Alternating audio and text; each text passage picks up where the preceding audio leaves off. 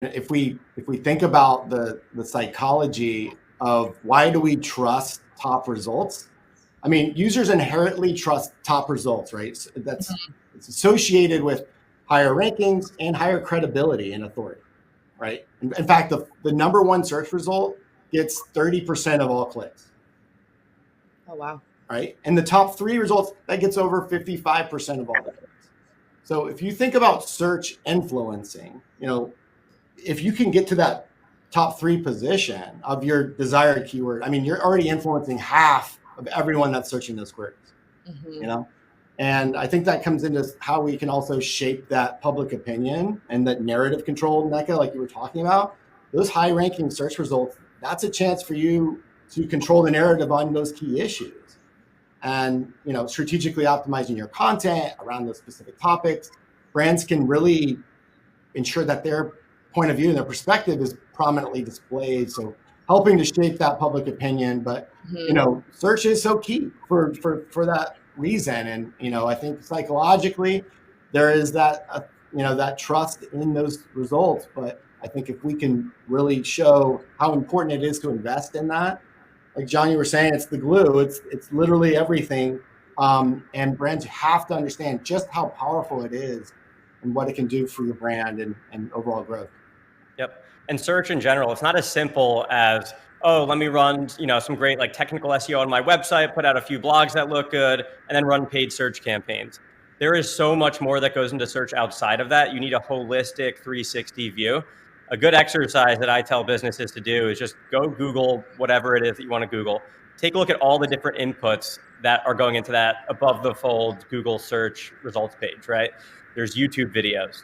There's PR that you got to think about. There's Reddit threads. Like Reddit is actually heavily now emphasized in Google search. I forgot what the data was, but there were in the algorithm change on Google search, like they're heavily pushing Reddit. It's like Reddit's been getting a ton of traffic thanks to Google search. So like brands aren't thinking about Reddit communities or Reddit threads and getting involved there and having like an organic strategy there, but that's critical. Yeah. How can brands utilize Reddit as a tool to help them rather than hurt them? Well, they need to first of all be on Reddit and have a social listening strategy and see what's being said, whether it's good or bad, and interject. Sure. But it's also potentially starting their own Reddit communities, their own Reddit threads, or trying to foster their own customers to, empower their customers to start a thread about, whatever the niche is that their business ties into. And then obviously there's Reddit ads, but there's all these inputs. You need to have strategies on all these places, right? There's also Twitter as a thought leader. If you Google your name, like your LinkedIn and your Twitter, whether there's good stuff or bad stuff on there, like it's going to be front and center on the Google search page. Same thing for your business. It'll show up. And so if you want to appear, you need to have these strategies on all of those different inputs that are feeding right into that centralized domain on Google. I totally, that resonates with me completely. I think it's interesting, especially on the Reddit aspect that John just mentioned, with increasing amounts of Reddit content being fed into the search results that we're seeing more and more and higher up when you're using Google or whatever platform you look for things on. Some things we've done, for example, on the PR side, is we've hosted Ask Me Anythings for some of our clients in certain Reddit forums where either they're the topic of conversation or it's hyper relevant to that particular forum.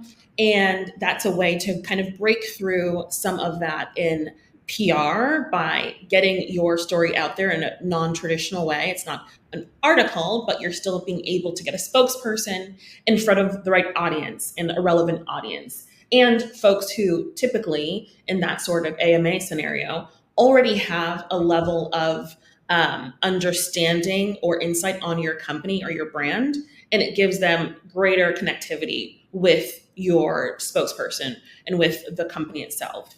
And then on the Twitter aspect, totally. I mean, the way even that some companies are doing financials and earnings news and M&A deal news, a lot of that is not only a press release, it's not only a story being placed, it's also literally being prepared for conversation on Twitter. I mean, there's a lot of founders now and investors and VCs and private equity folks who will talk about their latest, greatest acquisition in a Twitter thread.